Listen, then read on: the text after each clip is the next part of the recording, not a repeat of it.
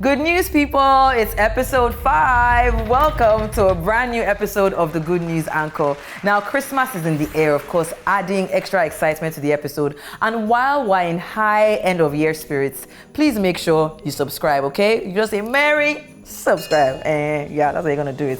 I'm Sheto Atigari, your host, and I'm here to bring you nothing but the most exciting, the most heartwarming, and feel-good news from Nigeria and beyond. If you're new to the show, we're all about celebrating the good stuff in Africa, and this week I've got some amazing stories that will fill you with cheer. So here's what went right this week. We saw a historic first in Namibia and in Ghana with women taking up presidential spaces. Now, speaking of taking space, a Nigerian-born became the first black president of the Canadian Medical Association. Meanwhile, Dangote made Christmas come early for 120 students, and a kind police officer in Delta State gave back to a school in need. And if that wasn't enough, Wizkid made history at the British Fashion Awards. It's all happening, and we're diving into these exciting stories right after this break. Don't go anywhere.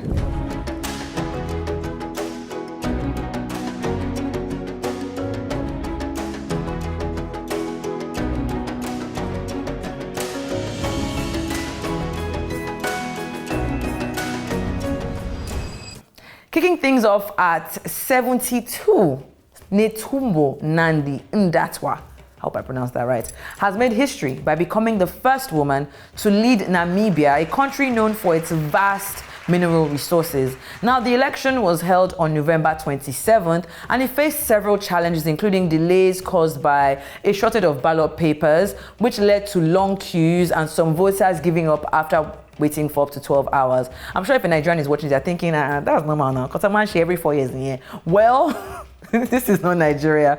Nandi Ndaitwah, who has served as vice president, secured just over 57% of the vote. Her closest rival from the opposition, Independent Patriots for Change, the IPC, earned 25.5%. Now, this victory marks a significant milestone in Namibia's political history, as the country has been governed by the Southwest Africa People's Organization, or known as SWAPO, since its independence in 1990. You know, most times when we see African leaders assuming office in their 70s, we frown at it and question, when will the youth get a chance to lead? Age is nothing but a number in this story, okay? I'm not mad at it at all. And you know what they say, women do it better, and they also tend to live longer than men. So this situation really, truly gets a pass. And I love it for Namibia. And I hope other countries, side eye, Nigeria, you take a page from this book sometime before Jesus comes a second time, okay? Thank you very much. Now, still on women taking up space in presidencies, let's talk about Ghana for a second. Professor Nana Jane Opoku Agyemang has made history in the 2024 Ghana presidential elections by becoming the country's first female vice president-elect. She will serve alongside President-elect John Dramani Mahama, marking a big step forward for women's leadership in Ghanaian politics. There you go. See, Christmas is sweet. We got one president, one VP. She's a well-respected academic and politician, and she has a lot of experience, having previously been Ghana's Minister of Education and the Vice Chancellor of the University of Cape Coast. She's known for her strong focus on education, on public service, and most importantly, promoting gender equality. Congratulations to the new Vice President-elect. I can't wait to see the amazing things that she does in that position. But this is definitely an added pro for Ghana, you know, in the Ghana versus Nigeria debates. Let's be honest. This is one up for them, okay? So, Nigeria, here's your chance.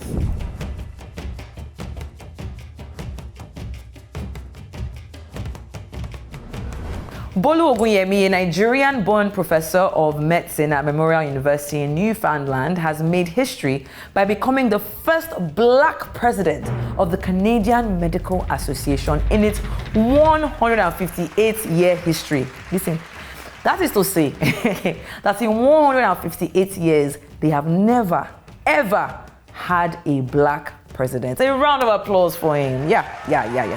Ogunyemi, a dermatologist based in St. John's, Newfoundland and Labrador, has held several important roles, including the Assistant Dean of Social Accountability and being a member of the Labrador Medical Association Board of Directors. He also completed a fellowship in health services improvement at the University of Alberta in 2024. Once approved by the CMA's General Council in May 2025, Ogunyemi will begin his one-year term as president. He plans, though, to push for a stronger healthcare system and represent the CMA in media, government, and partnerships across Canada. Jackpot stories don't get better than this. And, congratulations, Bolo Ogunyemi. This is definitely a huge thing because 158 years is a long time to go without a black person in power. Power to the people. All right, let's move on. Back here in Nigeria, Dangote Cement has awarded 16 million naira in scholarships to 120 deserving students from low-income families in Ogun State as part of its 2024 Community Day celebration.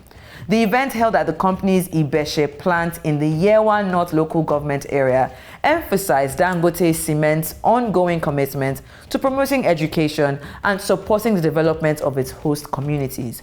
Now, during the event, the Ibeshe plant manager, Mr. Roy Utam, spoke about the company's dedication to improving the well-being of local communities. He also highlighted the importance of communities as vital partners in Dangote's cement mission to contribute to Nigeria's economic growth and prosperity.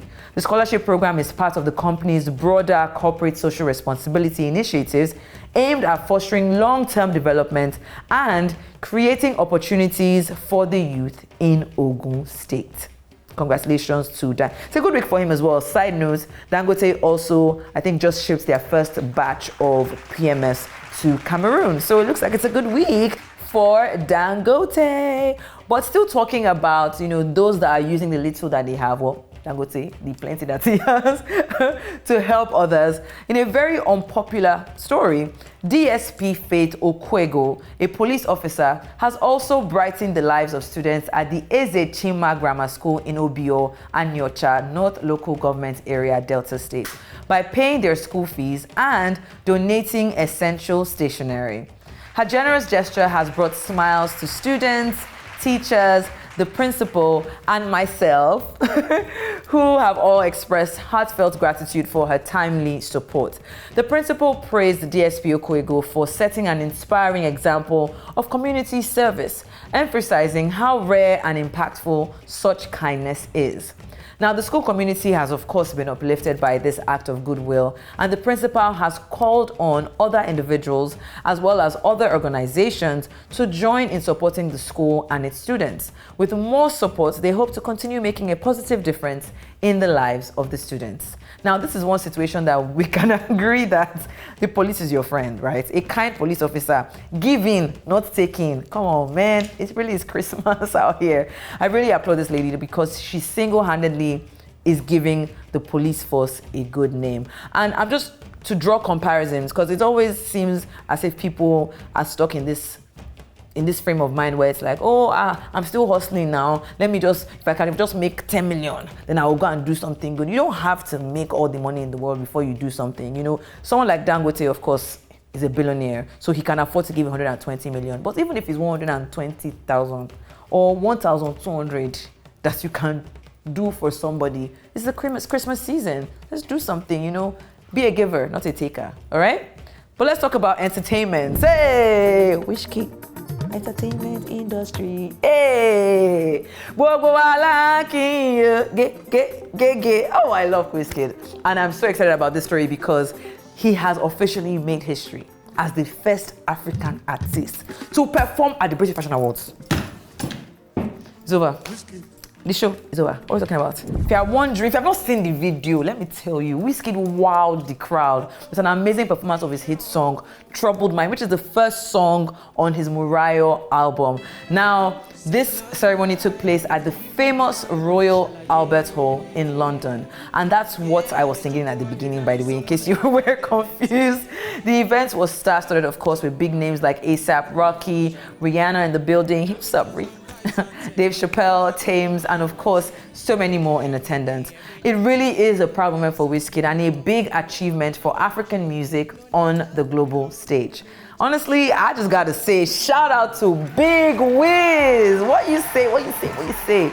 See, there's so many Nigerian artists that have made us proud to be Nigerian this year, especially in the entertainment industry, in music, in film, in arts, in culture. And Nigeria truly has become the biggest export in recent years. And it feels so good to have something that makes us all proud to be Nigerian. I mean, Nigerian music to the world, baby! I love it. Well, that brings us to the end of today's episode of the Good News Anchor, keeping it light, keeping it sweet. It's Christmas season. I know you guys want to go out there, join the party, get to December. Thank you guys for sticking with me till the very, very, very, very end. If you have a comment, please feel free to chat with me in the comment section. Also, subscribe, please. Please subscribe. Entertainment industry.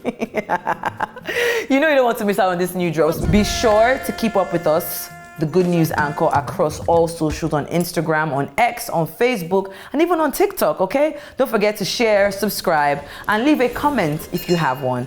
Until the next episode, my name is Shaitan Atigari, and I'm saying be kind to someone this Christmas, all right? Merry Christmas, and I'll see you very soon.